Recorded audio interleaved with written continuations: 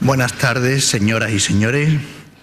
En la antesala de mi exposición del tema que se me ha encomendado, voy a empezar casi por donde ha terminado mi predecesor interviniente, y decir tres cosas al respecto. En primer lugar, pedir disculpas por no haber estado en el inicio de la constitución de la mesa.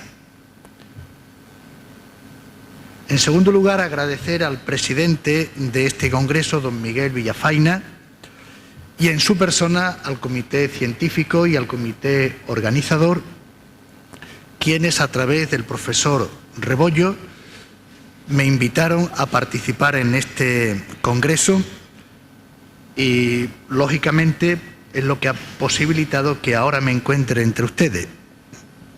En tercer lugar, naturalmente, felicitar por este espléndido congreso. Es un congreso espléndido que asusta, en buena ley, asusta por lo solemne y por lo numeroso al que se acerca aquí sin saber que iba a haber tanta gente, naturalmente, ¿no? Y entonces quiero felicitar a todos por ello. Lo hacía y lo comentaba antes con el profesor y colega don Ángel Yáñez. Así que agradecido a todos, y también quiero agradecer el trabajo y las atenciones recibidas por la secretaria, señorita Sandra Tripiana. Dicho esto, comienzo ya mi exposición, que se refiere a la dimensión ética de la relación clínica del fisioterapeuta. A lo largo de estos últimos 30 años, como decía mi predecesor en la palabra, han ido surgiendo en distintos ámbitos y de forma secuencial la necesidad de una reflexión que oriente la conducta a seguir de una determinada actividad humana. Asunto este que se ha hecho patente, como todos podemos ver, de forma especial en el mundo de la economía. Se ha hecho presente también en el mundo de la actividad sanitaria, de la investigación con seres humanos, también en el mundo de la empresa, de la información y de las profesiones en general. Y esta necesidad de una reflexión que oriente la conducta a seguir de una determinada actividad la podemos argumentar en torno a dos razones. Primera, que la sociedad actual está convencida de que cada una de las personas es un interlocutor válido en las cuestiones que le afectan y que no se puede prescindir de ellas en ninguno de los ámbitos de la vida social. Por ejemplo, se ha estado haciendo comparativa con los médicos anteriormente. Sabemos que ellos han de contar con la opinión de los pacientes, sobre todo cuando se trata de tratamientos contundentes o de tratamientos drásticos. Pues de forma semejante ya a los fisioterapeutas, en su trato con el paciente, se le exige también entablar un diálogo sobre lo que realmente necesita. Y la segunda razón de esta reflexión ética es que, aun siendo importantes las opciones personales de cada uno de nosotros, atendiendo a los valores que prefiere, la ética individual tiene que venir complementada por una ética de las actividades sociales o profesionales, como son, he dicho antes, la economía, la educación, la sanidad, la empresa, la información, porque la ética individual es insuficiente, por muy buena que sea, por una ética de máximos que pueda ser, es insuficiente para realmente los problemas de nuestra convivencia. Por ello, nace la necesidad de una ética aplicada y de una ética construida en las actividades profesionales, como en nuestro caso es concretamente la ética en fisioterapia. De ahí que nuestro abordaje de ahora se centre, como el título indica, en la dimensión ética de la relación clínica. Por eso, la exposición la hacemos en un lugar, el desarrollo relevante que está viviendo hoy día la fisioterapia como salud y nos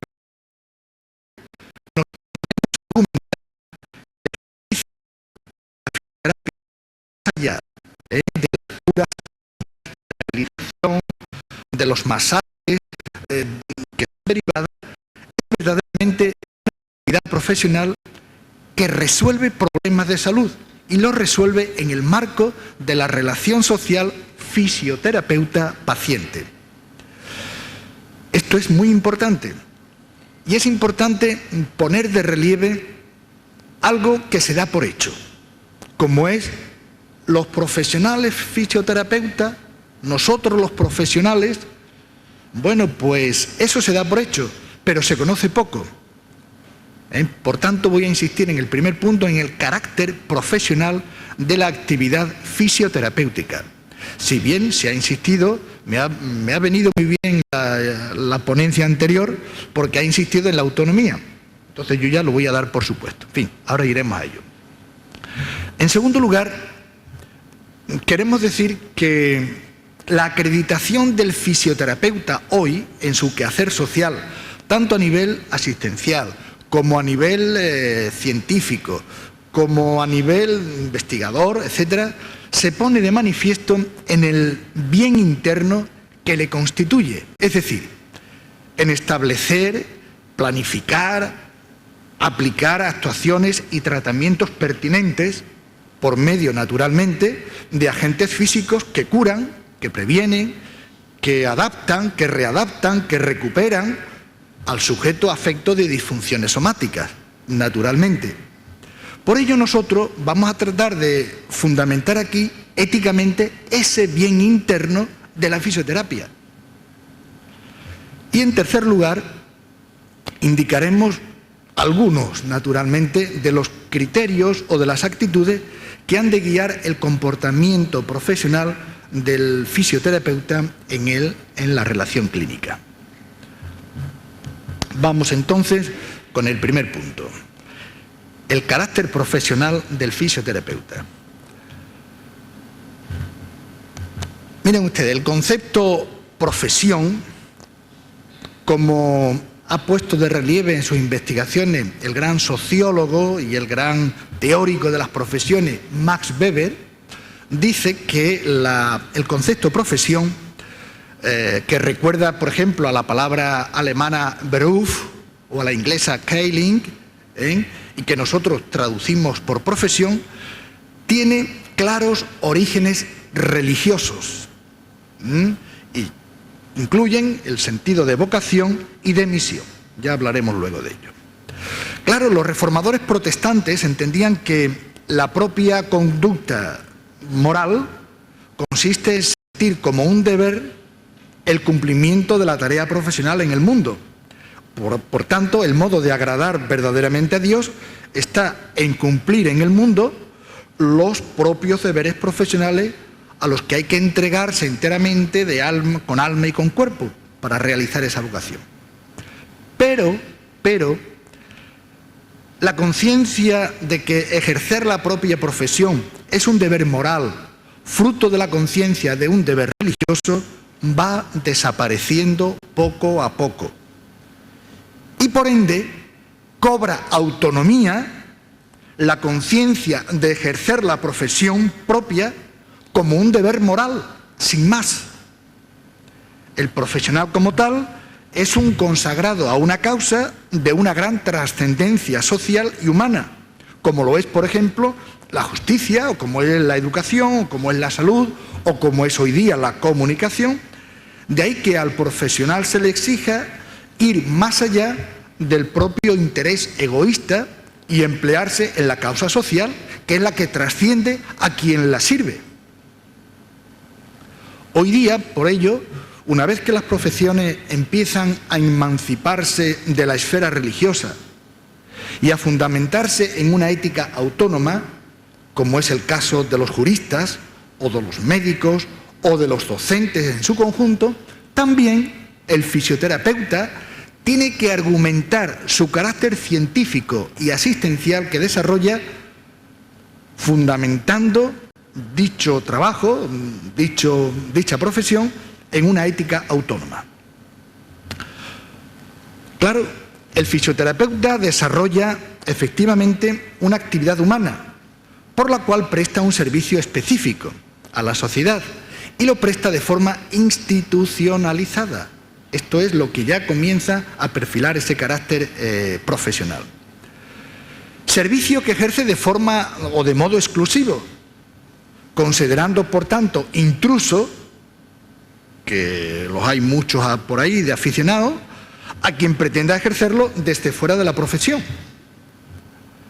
Se trata a su vez, fíjense, a mí esto creo que me parece importante para perfilar ese carácter profesional, se trata de una tarea indispensable de la que la sociedad no puede prescindir sin perder una dosis irrenunciable de salud.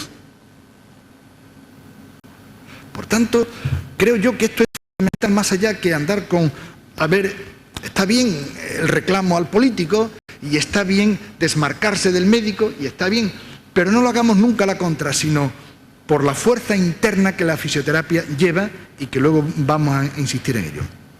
Por otra parte, según acabo de adelantar, la dimensión profesional suele ejercerse como una vocación o tarea encomendada al fisioterapeuta, del que naturalmente se espera una entrega generosa.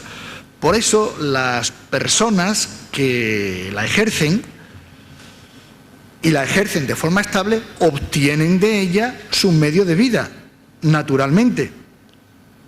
Por ello, los que la ejercen son colegas entre sí y forman el colectivo por el cual obtienen el control sobre el ejercicio de la misma. Y, por supuesto, no es necesario recordar aquí una exigencia importante que se suma a perfilar el carácter profesional del fisioterapeuta. Es el proceso de capacitación tanto teórica como práctica. Ahora bien, lo que sí es importante recordar, y esto me alegro mucho de la ponencia anterior, es que el ejercicio de los profesionales requiere autonomía. Fíjense que aún a la hora de yo escribir la diapositiva he puesto ahí el relleno en la palabra autonomía. O sea que hemos coincidido, ha habido una eclosión de voluntades ahí. Bueno, pues claro, es que el ejercicio de la profesión requiere la autonomía de los propios profesionales para el desarrollo de la misma. ¿Por qué? Porque ellos son los expertos, ustedes sois los expertos ante la sociedad en este saber correspondiente. Por eso es verdad que hay que equidistarse de otras profesiones de ciencias de la salud o de otros profesionales sanitarios. Pero esto es importante. Ahora, sí es verdad que hay que establecer un equilibrio, y esto hay que tenerlo siempre presente, a mi parecer, entre el hecho de que el consumidor tenga derecho a exigir, creyendo que las demandas del público han de entenderse siguiendo los procedimientos que el público exige, el público manda, ojo, y entre el profesional, que es quien ha de enjuiciar sobre el correcto ejercicio, estableciendo la regulación de las actividades, atendiendo solo a los expertos. A mí me parece que es importante tener en cuenta ambas partes, sin duda ninguna.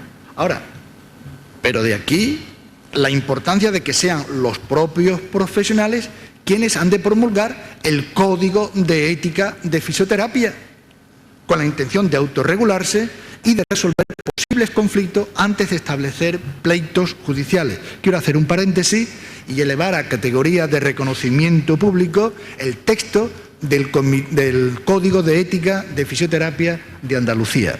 Mis felicitaciones, porque creo que es un buen texto. Todo es mejorable, todo es mejorable.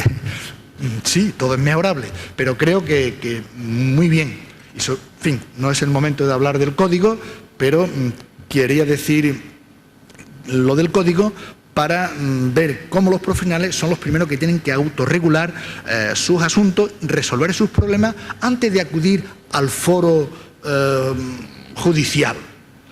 Por tanto, sin perder de vista el derecho de autonomía que les corresponde, pues lógicamente hay que aceptar también el deber de la responsabilidad por los actos que se hacen, por las técnicas de la profesión, porque no hay que olvidar nunca que se trata de sujetos morales, aquellos a quienes nos dirigimos, con quienes establecemos la relación, y hemos dicho que son interlocutores válidos. Sobre esta descripción del carácter profesional que estamos haciendo de la fisioterapia y del ejercicio de la misma por parte de los profesionales, a mi parecer hay que añadir un punto último, por no alargarnos, y es decir que al tratarse de una actividad humana que trasciende el interés egoísta y exige un cierto altruismo, pues su orientación va encaminada fundamentalmente al bien de la sociedad y de cada uno de los individuos, se espera que los profesionales no ejerzan su profesión solo por el afán de lucro. En este punto es importante distinguir, pues, entre lo que es el fin de una profesión, por el cual cobra su sentido la misma, y los intereses que persiguen las personas que la ejercen. Puede suceder que el interés de un fisioterapeuta o de una fisioterapeuta consista exclusivamente en ganar dinero, pero el fin de la fisioterapia no es ese. De ahí que no tenga más remedio que asumir dicho fin y los hábitos que la actividad de la fisioterapia exija. Pasamos al segundo escalón de nuestra exposición, y que se refiere a fundamentar éticamente la fisioterapia. Y en este aspecto, decir que la fisioterapia como ejercicio profesional es una actividad social cooperativa que se caracteriza por alcanzar un bien interno a ella misma. No es que yo me lo invente, sino que la fisioterapia per se tiene una almendra interior, tiene un corazón que desde el punto de vista ético le llamamos bien interno, que ninguna otra puede proporcionar, ninguna otra ciencia puede proporcionar. ¿Cuál es? La de aportar la terapéutica por medios físicos al ser humano, procurándole seguridad, procurándole bienestar, procurándole ayuda en su ciclo salud-enfermedad. Por tanto, este bien interno es lo que le da sentido a la fisioterapia, lo que constituye la racionalidad que le es propia y a la vez lo que le da legitimidad social. Por tanto, ningún fisioterapeuta tiene que inventar ahora cuáles son los fines de la fisioterapia. A mí me parece. Ahora bien, aunque el fin de la fisioterapia como tal siga siendo el mismo, lo que sí es cierto es que el tipo de relaciones humanas mediante las cuales se alcanza esa meta, que luego llamaremos relación clínica, ha cambiado hoy notablemente. ¿Por qué? Porque estamos en una sociedad que ha alcanzado un nivel postconvencional en el desarrollo de esa conciencia moral. Y es en el seno de ella donde tiene lugar precisamente la relación entre el fisioterapeuta o la fisioterapeuta y el paciente. Por ello, luego lo diré, la virtuosidad o excelencia del fisioterapeuta exige desarrollar dos tipos de actitudes. Una, naturalmente, que son las habilidades técnicas, que resultan indispensables. Y dos, la capacidad de tomar decisiones desde unos valores propios de la profesión, que son los valores éticos o valores morales. Bueno, pues a esto segundo vamos ya caminando en la exposición, le vamos a dedicar seguidamente un apartado de fundamentación y luego el apartado de los criterios que decía antes. En nuestro empeño por fundamentar éticamente el quehacer profesional del fisioterapeuta, es importante tener presente que al hablar de la ética fisioterapéutica, estamos hablando de una ética aplicada. Quiere decir esto que existen modelos de fundamentación previos, desde los cuales se pueden orientar adecuadamente la actividad profesional en general y, por ende, se puede orientar a la actividad profesional sanitaria. No obstante eso, y en el caso que nos ocupa, como es la fisioterapia, una de las ciencias de la salud que está adquiriendo hoy día un gran relieve y desarrollo, me parece de interés proponerles una fundamentación suficiente como para dar razón de que el fisioterapeuta se hace presente allí donde el ser humano necesita ser tratado por medio de agentes físicos que le curen, que le recuperen o que le ayuden a adaptarse en sus disfunciones somáticas o a conservar un estado de salud adecuado. Cada uno de nosotros, cada persona, cada ser humano, estamos constituidos por la relación al otro. Es decir, la palabra constitución es lo que hace que una cosa sea. Pues bien, el ser humano está constituido en relación al otro. El otro no es un adendum, no es un anexo, no es un accesorio.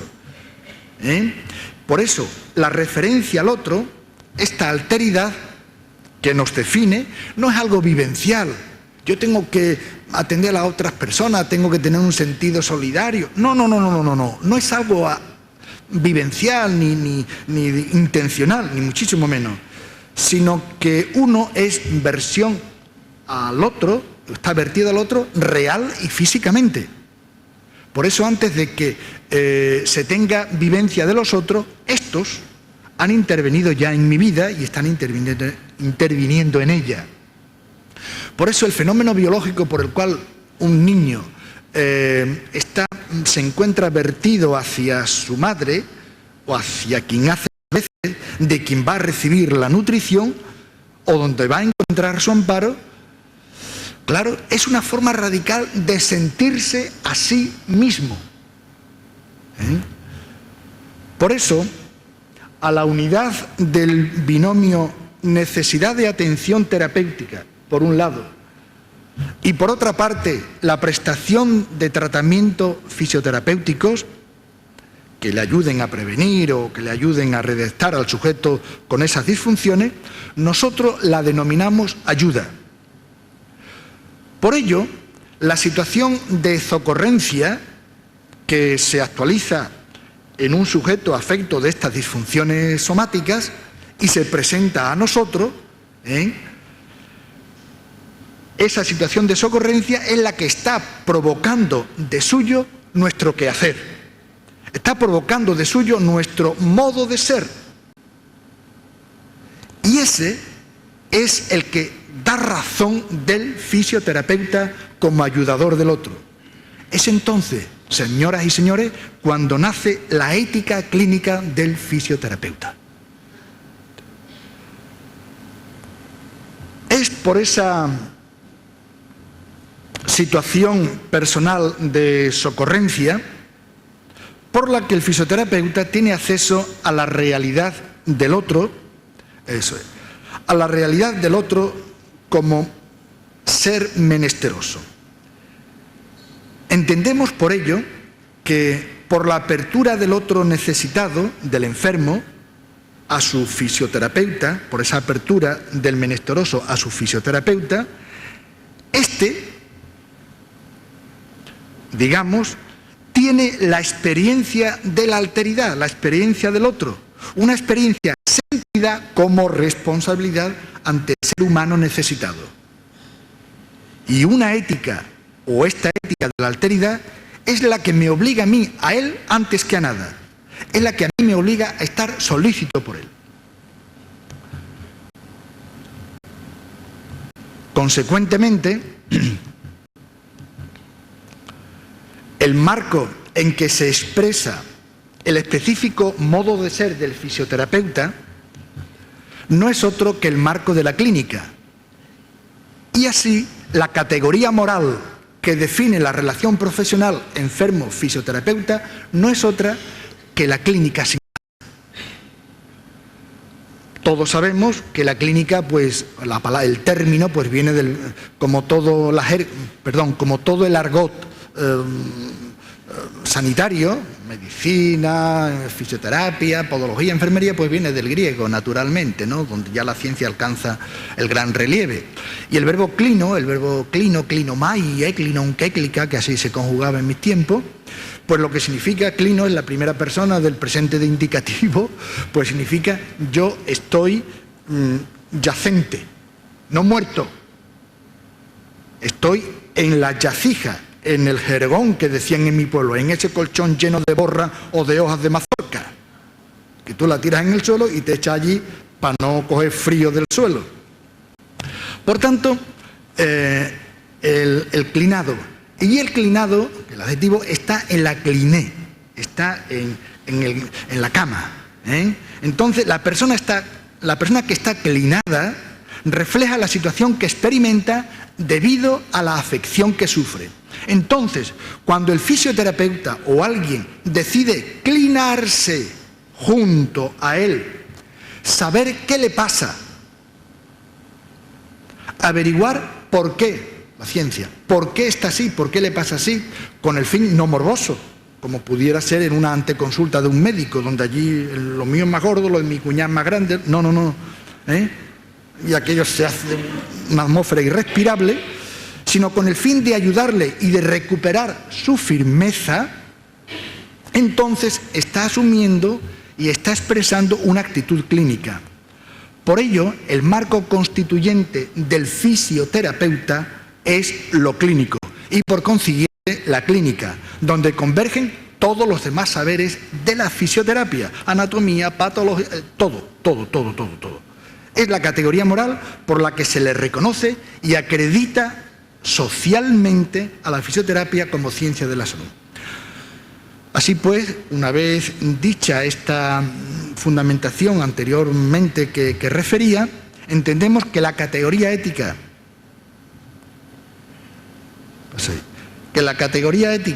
que debe, a mi parecer, guiar la conducta responsable de los fisioterapeutas no es otra que la clínica. Siguiendo un poco con la comparativa de la ciencia médica, que es la que más se ha cultivado, así hay que reconocerlo, el poder del médico no es curar, es el gran mito que tiene el pueblo, creer que el médico cura. Y luego los dichos que usamos nosotros en las charlas de pacotilla. Un médico, 3 no sé cuánto, uno cura 2 no sé cuánto y los 3 lo matan. Bueno, pues nunca, pero ni siquiera dentro del corpus Hippocraticum se ha considerado nunca que el médico cura. O luego ya, qué sé yo, en la enfermería, en mi época, el médico cura, la enfermera cuida. Cuida, cuidando, curando, cuidando. Unos líos ahí por juntar las dos palabras. No, vamos a ver. El poder clínico del médico no es curar. Es conocer al enfermo, diagnosticar bien, tratar bien y hacer un seguimiento.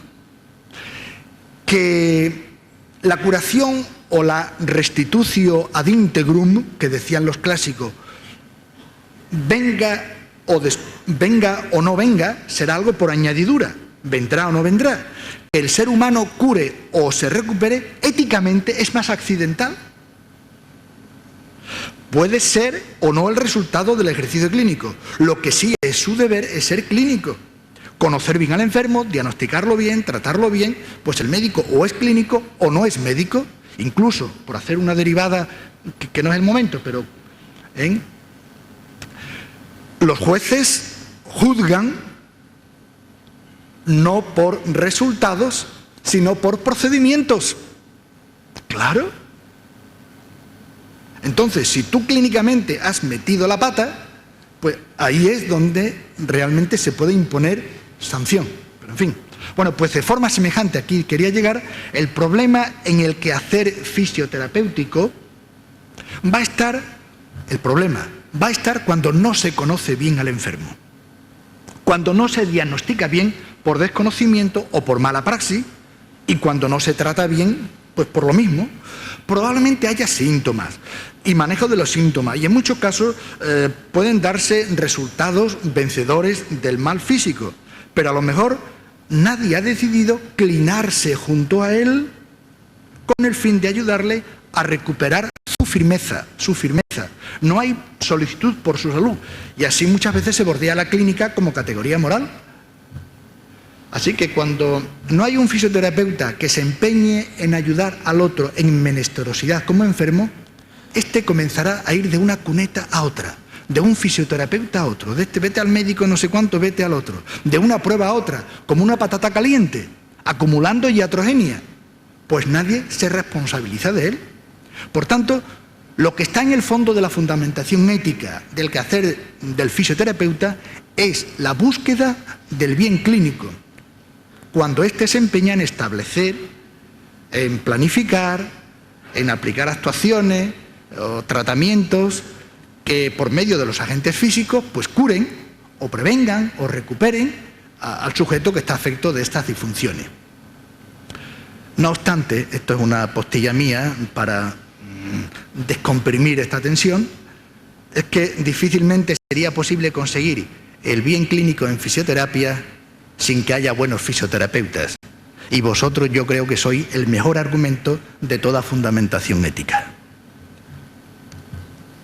Pasamos al tercer y último punto, que son qué principios o qué actitudes deben de estar presentes en la relación clínica. Podríamos aquí ser muy, como dije al principio, prolijo en lo mismo, pero simplemente vamos a establecer estos dos grupos. En primer lugar, principios. Bueno, pues decir de entrada que el carácter clínico del quehacer fisioterapéutico tiene su origen en la vulnerabilidad física de los sujetos afectos. Por tanto,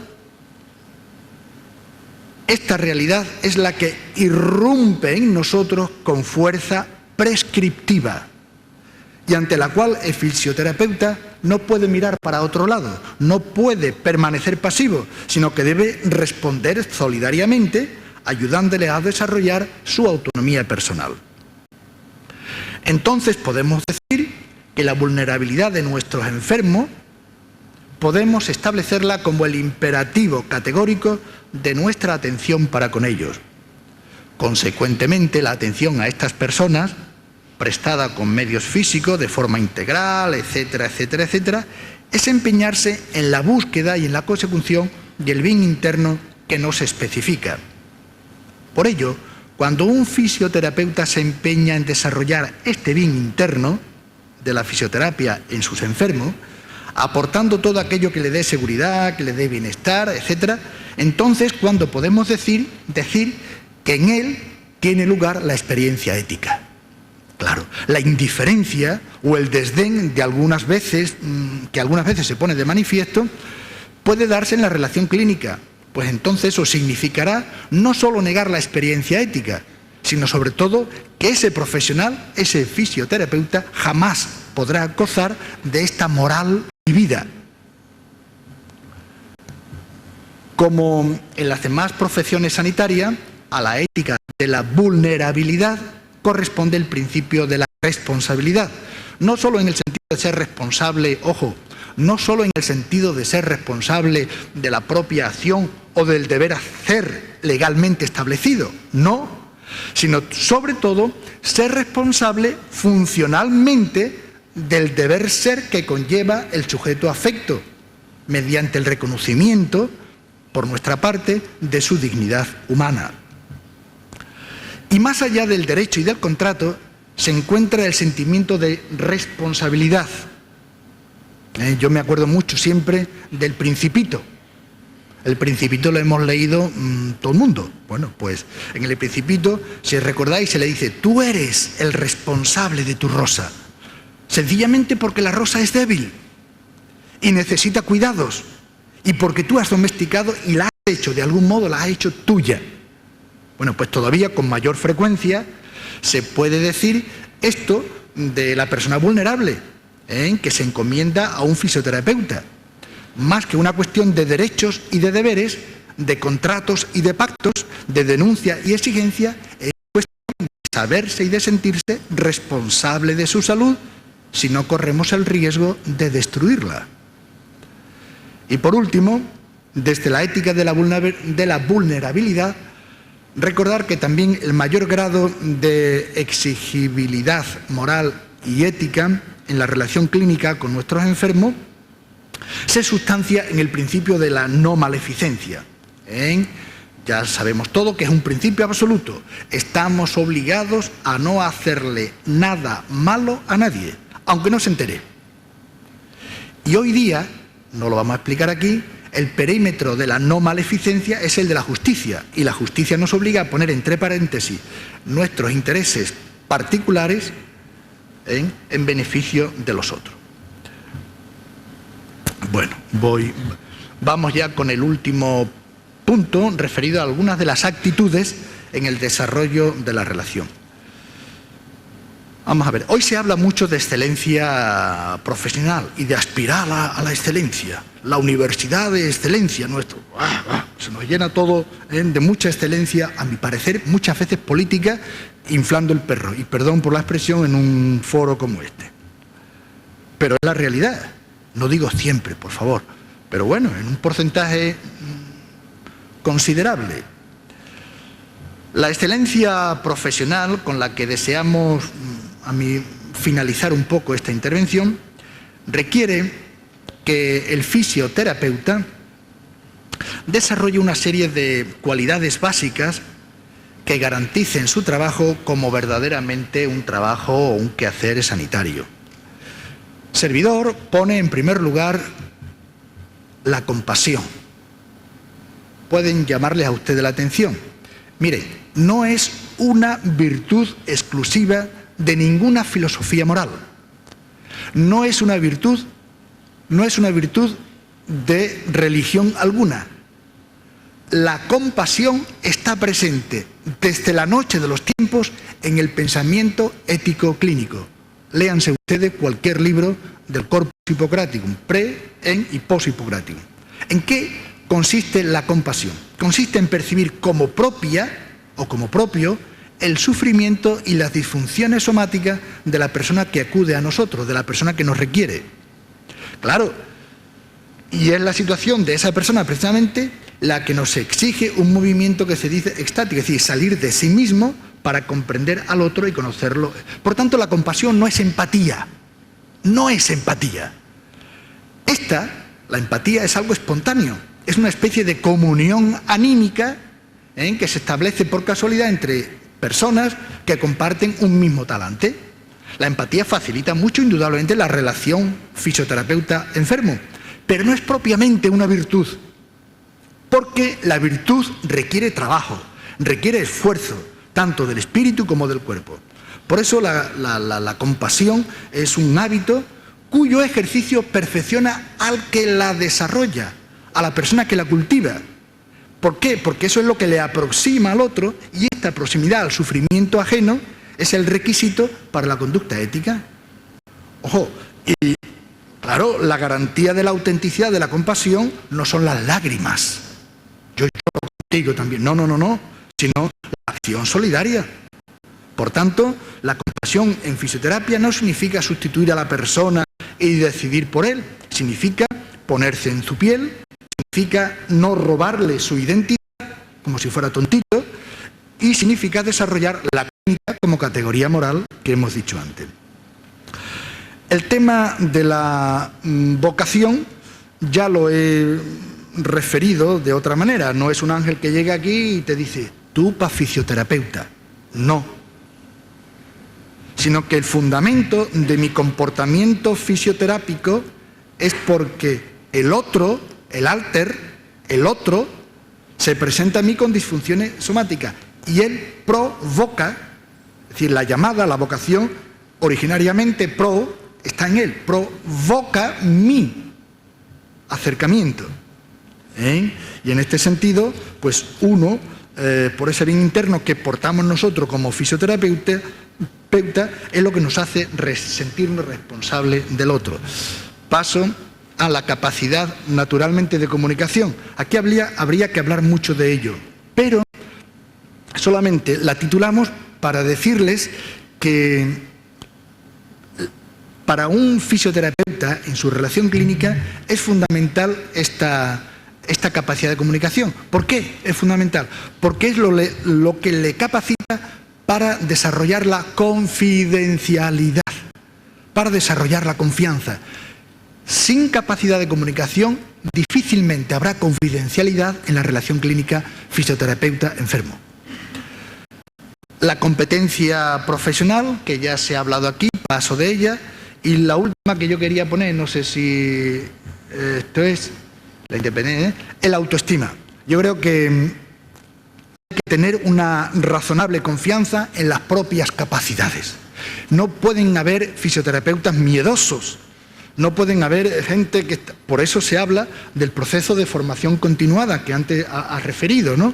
Y en este sentido, tener una razonable confianza en las propias capacidades. Esto es indispensable para llevar adelante y para llevar a cabo los proyectos personales, vitales y en este caso, el proyecto clínico. Y como conclusión, vamos a ver.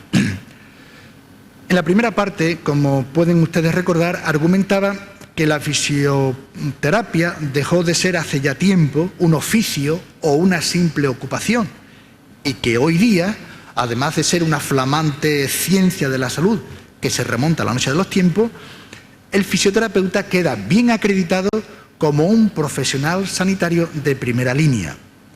Consecuentemente, al fisioterapeuta le es inherente ejercer, por una parte, la virtud física, que consiste en ser competente en habilidades propias de la profesión, cuáles son las que ustedes ya saben. Establecer, planificar, todo lo que realmente define el bien interno que yo decía antes. Ahí está la virtud física. Y luego también le es inherente la virtud moral, que consiste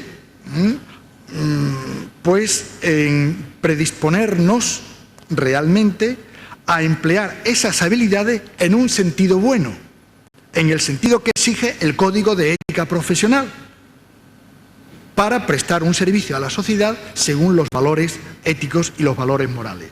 Se trata, pues, de desarrollar, como estoy insistiendo mucho, el bien interno en términos clínicos, o dicho de otra manera, el buen fisioterapeuta debe aspirar siempre a esa excelencia profesional. Es verdad que la burocratización de buena parte de las profesiones hoy ha destruido la aspiración a la excelencia. ¿Por qué? Porque desde una perspectiva burocrática, el buen profesional es simplemente el que cumple las normas legales vigentes. Y el etos burocrático se mide por cumplir el horario, seguir una conducta que no puede acusarse de negligente, mientras que el etos profesional pide ejercer la fisioterapia con entrega, con diligencia, desarrollando las actividades necesarias y poniéndolas al servicio de la población desde las actitudes que antes hemos dicho.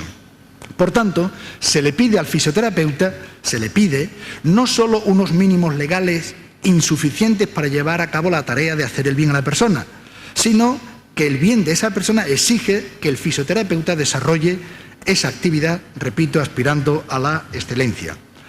Por tanto, el compromiso no nos liga a la burocracia, sino a las personas concretas, a los pacientes necesitados de nuestra atención.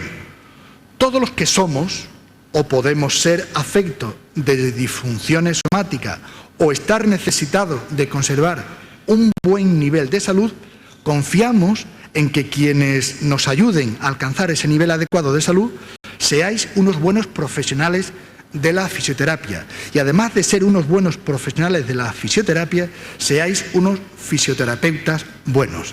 Muchas gracias.